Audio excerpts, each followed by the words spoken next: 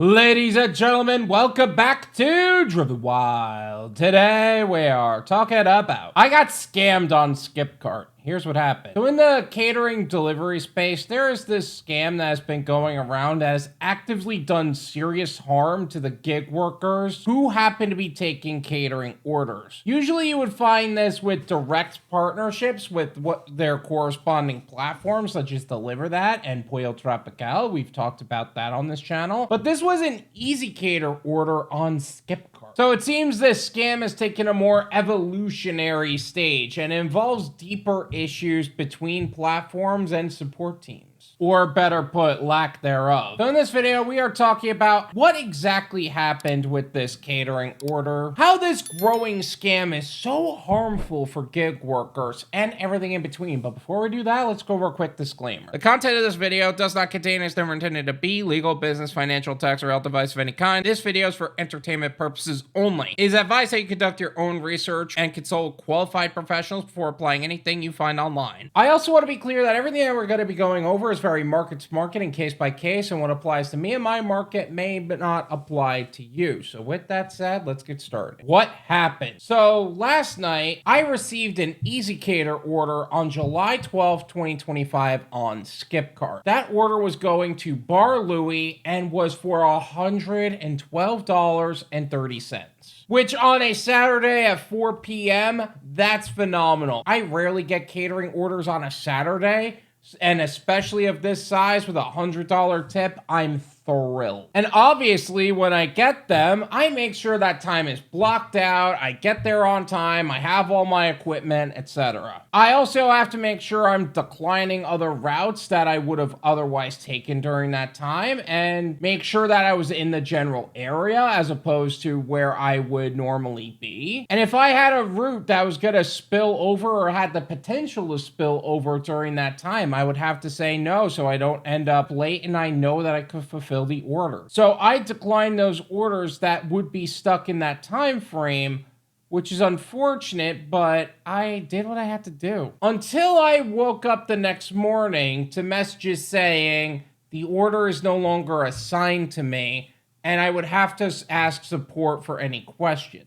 Which, what? I look at the app, it says the same thing, except it gives me the default message of the order was canceled. I understand why. These were really just automated responses and didn't really explain anything, so I would have to talk to support about this. Skipcart support's response. Now here's one of the biggest red flags about Skipcart support, or really Skipcart as a system. They don't have a phone system or any way you could call them physically, and they refuse to disclose anything about the CEO, only that the previous CEO, Ben Jones, left the company. They did say that Aditya Rajkumar is the new head of Skipcart and the VP of Last Mile at 7-Eleven, but not the CEO. Honestly, it wouldn't make sense if that's the extent of it, because as Skipcart has been bought out by 7-Eleven and Skipcart doesn't run independently of 7-Eleven in terms of back office work, then there would be no real reason to have a CEO. It would just be another department within 7-Eleven. It doesn't change how I need to contact somebody to have this figured out, so I started reaching out through chat support because that's the most responsive. That says a lot in itself. They proceed to give me the most frustratingly vague answers in the most corporate jargon possible. Like, you know, there is so much more to this story that they're not telling you, but they refuse to tell you what that is. I even asked for a supervisor from the chat support agent I was talking to, Brielle Sky, and she made it like it was pulling teeth and even tried to end the chat on me multiple times. I had to restart it to make sure they did their freaking job. Eventually, she did do her job and put Elizabeth on, who claimed to be the lead on that day. Which, if that's who you have as a lead, is embarrassing. That person does not deserve the leadership role that she has. She was arguably worse. She flexed her status, basically said you're an independent contractor, get over it, which is just disgusting and disrespectful. And how she attempted to just dismiss me like that and end the chat as well. Ugh, it's just that kind of integrity and character on Skipcart support shows how corrupted they are. She not only tried to ghost me, she tried to let the chat time out so that way she didn't have to respond to me. Like, what is the point of saying, if you have questions, reach out to support, if these are the answers they're gonna give me and they're gonna treat me like garbage? Nevertheless, I made sure an email was made and I reached out to those that I had to. This scam is getting worse. Like I said before, this is something that has also popped out on Deliver That, but it's really only involved their direct partnerships like Four Rivers or Pollo Tropical. It's not Easy Cater orders. It's not unheard of for restaurants to pull this though. I have seen restaurants give their orders to barbacks, chefs, and other staff members so that they can have the larger orders instead of us. And if that's the case, they shouldn't have sent the order into the system. That's just a fact. Don't get me wrong, I understand a restaurant wanting to serve their own staff over some random driver, random contractor, but if you're going to send it into the system just to take it back later, that's unreasonable and disrespectful. Drivers lose income when you have an order sent out, locked in, and decline other orders and routes that they would have otherwise taken, and now they have to find a way to make up for that lost income. However, that wasn't exactly the case this time. Confronting Bar Louie. I was mad enough about the loss to at least try to ask about what happened and decided to ask them directly what happened. Like, was it me? Did they pass it off to a bar back? Was there something wrong with the order in general? Did the customer actually just cancel it? What happened? Talk to me. How can I help? Turns out they didn't cancel the order at all. They were shocked at hearing that news. They just got a notification around the same time that I did about the change in pickup time. By the way, that is an easily adjustable thing to do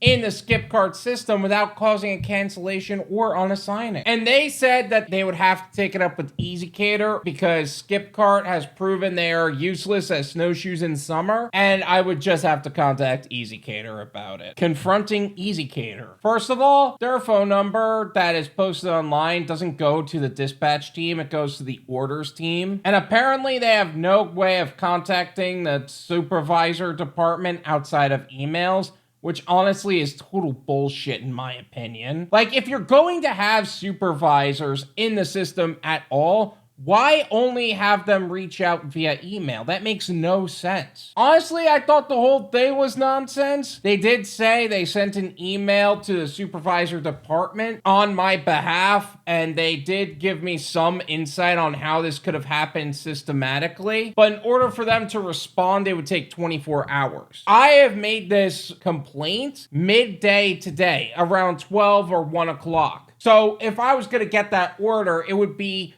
21 hours late by the time the supervisor got back to me. The damage has already been done. No accountability on Skipcart. Skipcart clearly acts as if they are untouchable with how blatantly disrespectful they are towards their drivers. And they will not provide any sort of phone support and will not allow us to get in contact with their supervisors without pulling teeth. And even then, they happen to be worse, which explains a lot. This is the kind of hostile work environment gig workers are trying to escape from. Based on this conversation alone, it displays gross negligence, fraudulent behavior, lack of professionalism, theft of services. Yet they think they can just wall us out and they never have to be accountable on an interpersonal level. They could just keep us at arm's length, especially since their email specifically states when you reach out to drivers at skipcart.com that it'll take 5 business days to get back to us. Conveniently and clearly untrue. In fact, after the discussion I had with Easy Cater today, they confirmed that Skipcart is the worst platform for them in terms of canceled orders. It is further evidence of how wildly unqualified they are to do this. Doordash is second place, by the way, which is pretty impressive that they beat Doordash in that regard. Even still, the fact that the supervisors would take over 24 hours to get back to me, this is too much time.